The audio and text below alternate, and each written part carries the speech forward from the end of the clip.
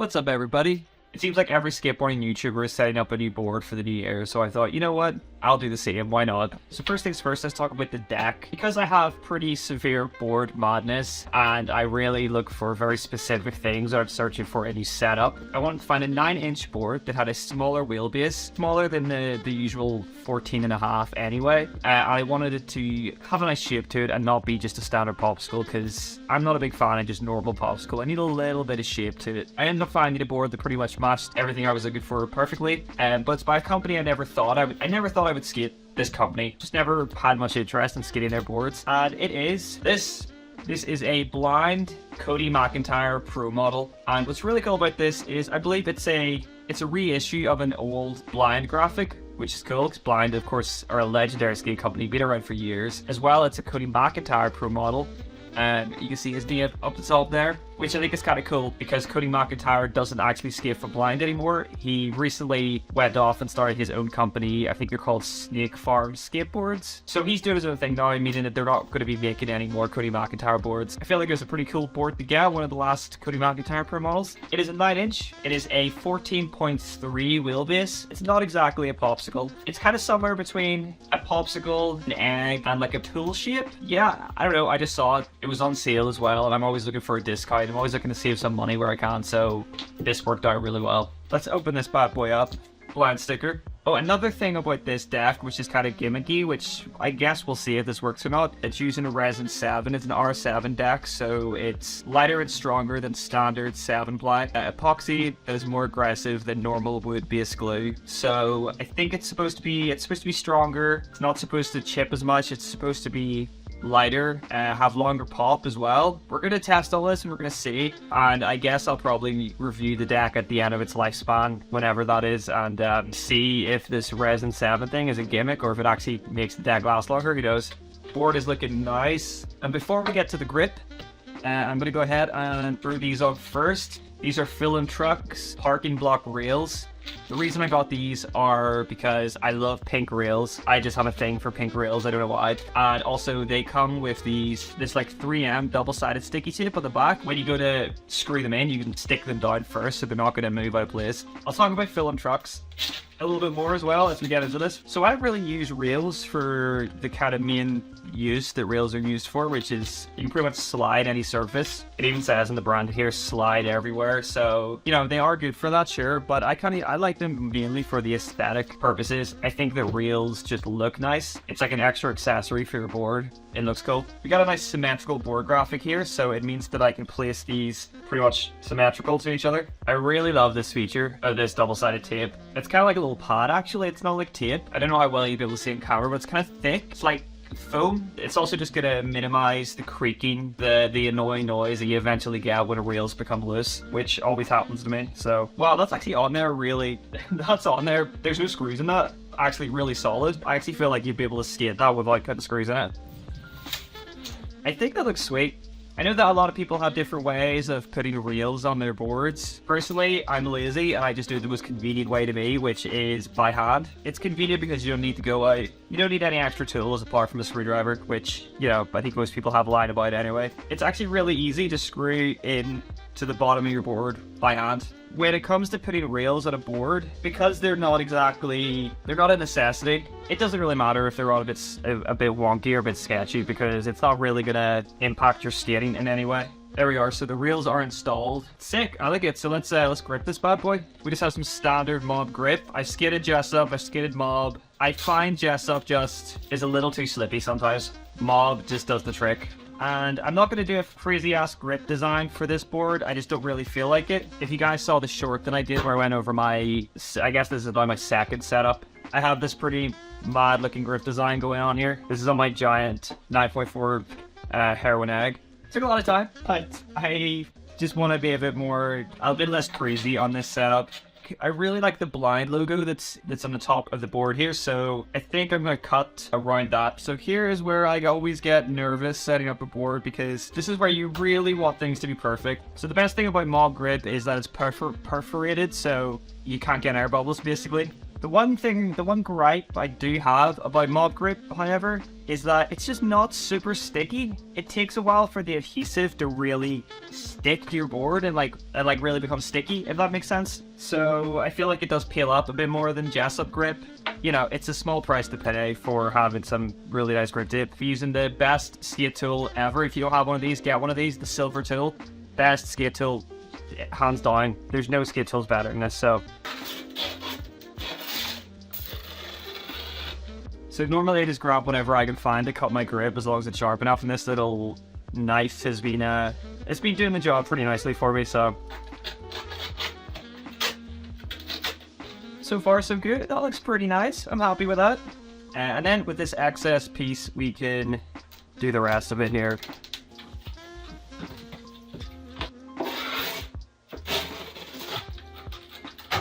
Okay, it's a little bit sketchier on this end, but that's nothing that can't be improved with some sanding, so don't worry about that later. Board is gripped, looking nice. We get the blind logo there, and now we're gonna go ahead and pop the holes through here.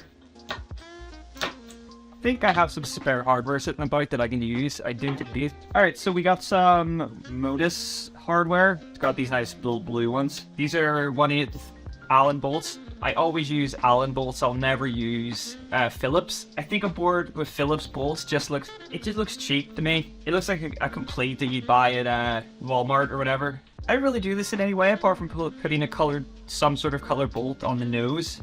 But since I got two blue ones, two blue bolts on the nose, like that. I also have a set of inch Allen key bolts that are in my other setup right now that has risers.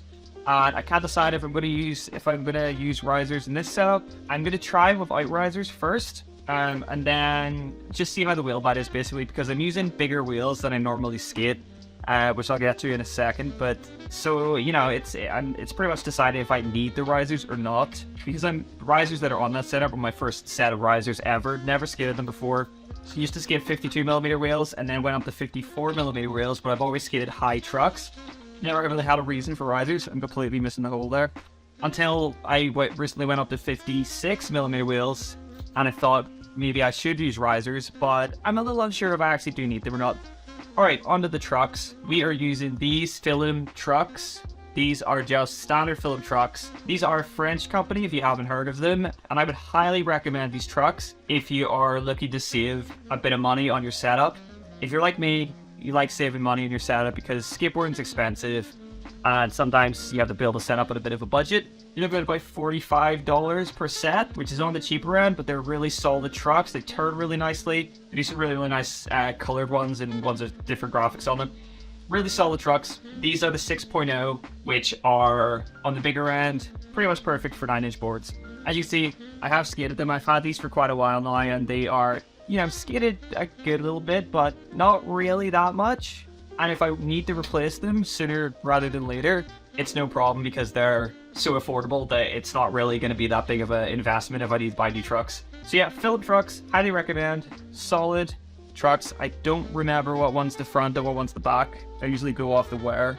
And they both look pretty equal. I do a lot of 50/50s actually. That's not a good thing to go off. So these are high trucks. I always skate high trucks. I just like that, having that bit of extra clearance between the board and the wheels. I also like feeling a little bit higher off the ground. I feel like it helps give you some better pop. I feel like when I'm approaching something that I want to ollie up onto or whatever, when I'm a little higher off the ground, the obstacle tends to feel smaller. Before I put on the other one, and before I screw this in all the way, I want to test the wheels. So I'm taking the wheels off this setup because these are pretty much new wheels.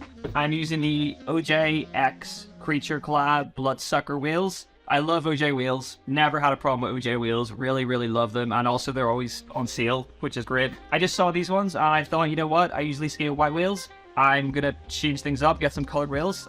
Inside are some Bronson G2 bearings. Basically Bronson's equivalent to Bones Reds. I popped the shields because I like the way they sound about the shields, and I think, and this is probably a placebo thing and not real, but I feel like they perform a little bit better without the shields. Probably completely wrong. They're affordable bearings, they work, they're great. So I just want to throw one of the wheels on here and see if I am going to need risers or not. You know what, I think that's fine. I think that's plenty of clearance between the wheel and the board there that I don't need risers. I think one of the last setups that I did, I actually accidentally put one of the trucks on the wrong way, quick realizing, which after 13, coming up to 14 years of skateboarding and then not putting one of the trucks on the wrong way is pretty embarrassing. That's a pretty low point for me. Trucks are on, now let's throw these wheels on. Oh yeah, and by the way, graphics inwards. For me, I'm a graphics inward kind of guy. At least for most of my skating life, I've done that mainly because I wanted to look cool, because I remember seeing the pros used to do it, and I was like, I want to be like them, so I just copied them basically. But then I've heard people say recently that hardly, if you're not sponsored by the wheel company, then you're supposed to put the graphics inwards, which I've never heard before until recently. That seems to be like a new thing. I just do it for the, again, for the aesthetic purpose and because I think it looks cool. And by this point, it's ingrained into my head. Because if that's the case, that you're not supposed to put the graphics on the outside if you're not sponsored, then in that case, then everyone should just be skating blanks if they're not sponsored by the board company. I don't know, it sounds a bit silly to me.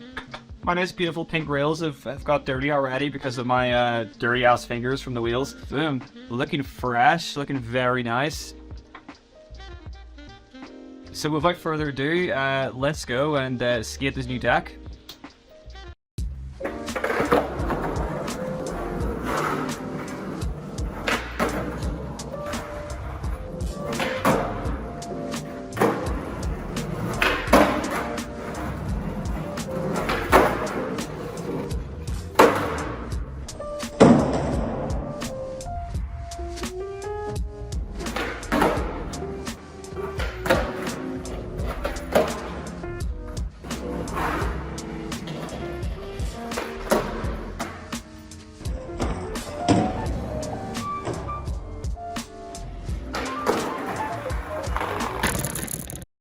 Right, after that first slack run session on the board, first session ever on the board, I seriously love the deck. It doesn't feel like a 9 at all. I think one thing that I didn't point out when I was setting it up, I didn't really notice, was that it tapers a little bit towards the tail. I suppose if it's more of that pull shape, it kind of tapers. It doesn't feel like as big as it is, so it's a perfect size. Love it, feels great. Not too big, not too small. Love the shape of it. The tapered nose and the kind of square tail, really nice. Love the shape. Feels just really good to ride. Yeah, man, blind decks are good and they have some pop on them. I landed a varial heel there for the first time in a very, very long time. It was sketchy as hell, but I'm counting it. Tried to get a better one and I was really close, but that last attempt, I did pull something in my back and it is messed up. It's really sore. It's a part of my back that I hurt previously, so yeah, I think I just re-hurt that part of my back, so I might need to take it easy for a couple days. Great deck, really happy with that first session. Even got a kickflip, and my kickflips, as you can see, are super inconsistent, so yeah, seriously no complaints about that deck. Very, very happy with this, and I think it's going to be a good setup. So the plan is, obviously, I'm going to do more IRL content like this. Not going to be setting up a new board for a while, but you know, I'm going to come down. Here, there's a nice curb and a mani pad up at that end of the car park, but it's kind of busy up there at the minute, so I'll probably come back and skate that at some point. This is a really nice spot when it's quiet. I'll keep giving updates on how the board's doing and stuff, and we're going to see if that resin 7 glue actually does what it says. But yeah, thank you very much for watching, guys. I hope you enjoyed this IRL content, and I will catch you in the next video. Peace.